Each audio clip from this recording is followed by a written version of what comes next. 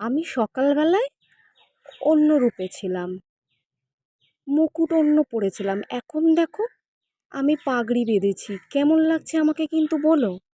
কি মায়াবী রূপ গপুটার দেখো। গপুর জন্মতিথিতে তার সৌন্দর্য যেন আরো দ্বিগুণ বেড়ে যায়। আমি নিজেই চোখ ফেরাতে পারছিলাম না। কি অপূর্ব রূপ, যতবারই তাকাচ্ছি মনে হচ্ছে হাসছে।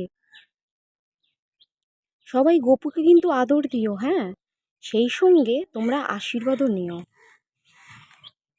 পুরো ভিডিওটা দেখে অবশ্যই লাইক কমেন্ট করে আমাকে জানাবে যে গপুদেরকে কেমন লাগছে। দুষ্টু মিষ্টি মধুর শুভ দুপুরের শুভেচ্ছা ও ভালোবাসা রইল আমার সকল মিষ্টি বন্ধুদের। জানাই অনেক অনেক অনেক ভালোবাসা।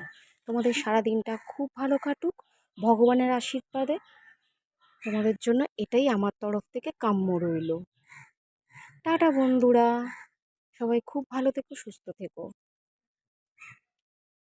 অমঙ্গল চিন্তা ভাবনা সবার মন থেকে দূর হোক, এটাই ভগবানের কাছে সবার জন্য প্রার্থনা রইল।